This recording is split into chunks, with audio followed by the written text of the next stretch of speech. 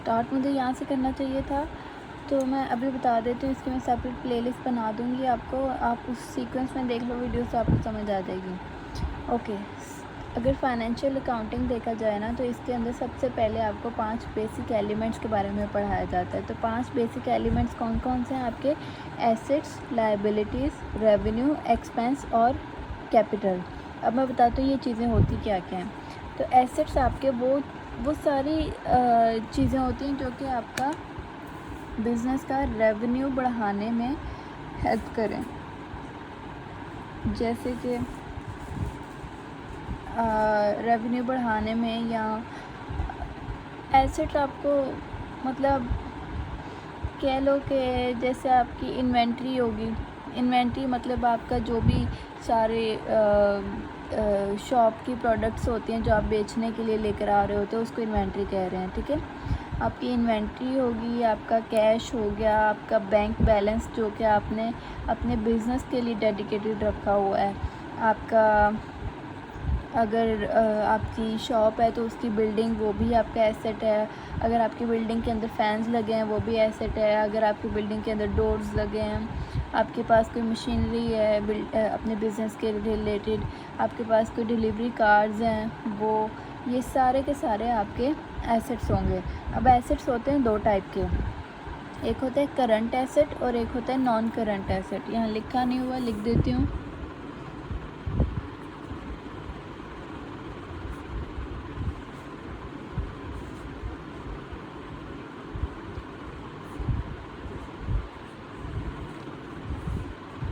जो current asset होते हैं, करंट एसेट वो एसेट होते हैं जो कि आपके लॉन्ग टर्म के लिए नहीं होते हैं।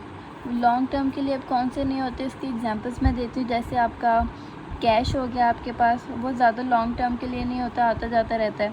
दूसरा आपका बैंक बैलेंस जो कि आपके बिज़नेस के लिए डेडिकेटेड होता है। वो आपकी इन्वेंट्री, क्योंकि वो भी जल्दी से जल्दी बिक जाती है आपका। और क्या हो गया, आपके रिसीवेबल्स।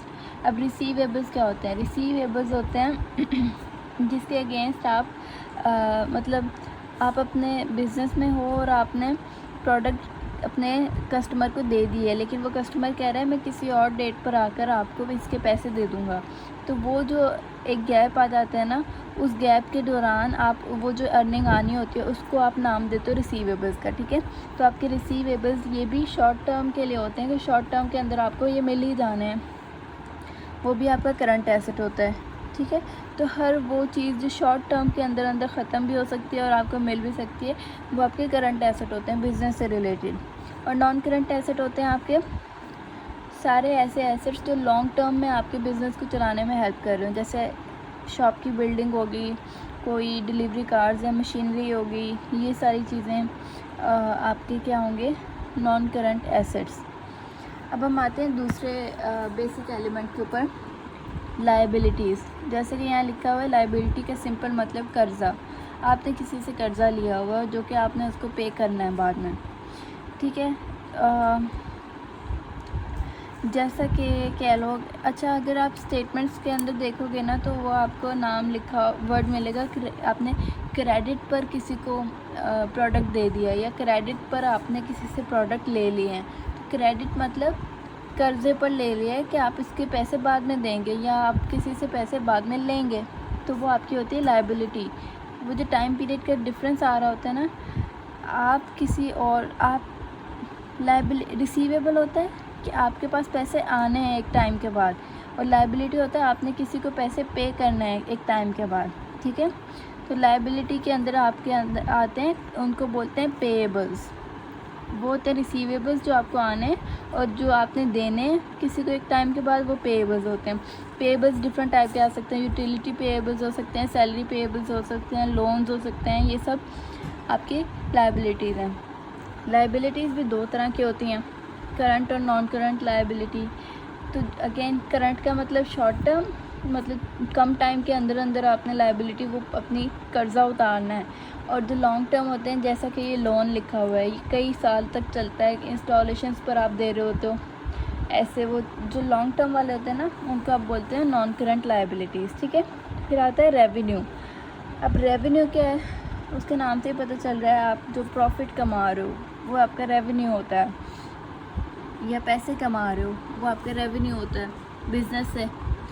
तो ये रेवेन्यू भी कई तरह के हो सकता है, sales revenue, interest revenue, service revenue, rental revenue, ठीक है।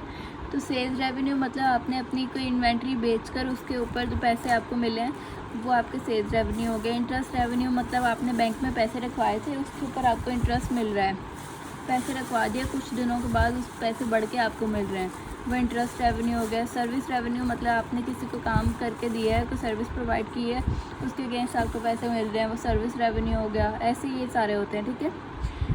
तो ये हो गया रेवेन्यू। रेवेन्यू भी डायरेक्ट हो सकता है और इनडायरेक्ट हो सकता है। डायरेक्ट रेवेन्यू होता है जो आप इन्वेंट्री वगैरह सेल करके आपने कोई बिज़नेस एक्टिविटी के थ्रू ले रहे हो। और जो इनडायरेक्ट रेवेन्यू है वो जैसे कि ये मैंने बताया इंटरेस्ट रेवेन्यू। इंटरेस्ट रेवेन्यू मतलब कोई आपने कोई बिज़नेस एक्टिविटी इसके बिहाइंड नहीं की, आपने बस पैसे रखवाए थे बैंक में और उसके अगेंस्ट कुछ टाइम के बाद बढ़ के आपको मिल गए हैं, वो हो गया आपका इंटरेस्ट रेवेन्यू, ठीक है। तो ऐसे अब आते हैं एक्सपेंस के ऊपर। एक्सपेंस सिंपल है, उसके नाम से पता चल रहा है खर्चा। जो भी आपके बिज़नेस में आप पे खर्चे आ रहे हैं वो सारे आपके एक्सपेंस होते हैं। अब एक्सपेंस भी आपके दो टाइप के हो सकते हैं, डायरेक्ट एक्सपेंस और इनडायरेक्ट एक्सपेंस। तो डायरेक्ट एक्सपेंस के अंदर आपके पास वो एक्सपेंस आते हैं जो जैसा कि आपके डायरेक्ट नहीं, इनडायरेक्ट एक्सपेंस के अंदर आपके सारे आते हैं, जैसे सैलरी, यूटिलिटी एक्सपेंस आ गया, मेंटेनेंस का एक्सपेंस आ गया, एडवर्टाइजमेंट की थी आपने उसके एक्सपेंस आ गए, आपकी जो डेप्रिसिएशन लग रही है वो भी आपका इनडायरेक्ट एक्सपेंस होता है। तो इस तरह से ये सारे एक्सपेंसेस आ रहे होते हैं, ठीक है। और कैपिटल क्या होते हैं? कैपिटल होता है आपने अभी बिज़नेस नया स्टार्ट किया और जो शुरू वाले पैसे इन्वेस्ट किए हैं ना बिज़नेस के अंदर, वो आपका कैपिटल होता है कि आपने इतने पैसे लगाकर अपना बिज़नेस अभी स्टार्ट किया है, वो आपका कैपिटल होता है, ठीक है। और एक और होता है ड्राइंग। ड्राइंग का कॉन्सेप्ट मतलब ये है कि आपने अपने बिज़नेस में से अपने पर्सनल यूज़ के लिए कोई पैसे निकाल लिए, फिर वो जो ड्राइंग्स होती है वो कैपिटल में से माइनस होनी होती है, ठीक है। तो ये बेसिक आइडियाज़ हैं, ये बेसिक कॉन्सेप्ट हैं जो कि आपको क्लियर होंगे तो आप अगले कोई काम कर सकोगे। इसके बाद हमने पढ़ी थी स्टेटमेंट्स, नहीं इसके बाद हमने पढ़ी थी जर्नल एंट्रीज़। वो तो मैं दोबारा नहीं करवा के दिखाऊंगी, वो आई होप वीडियो पढ़ी है उससे समझ आ जाएगा।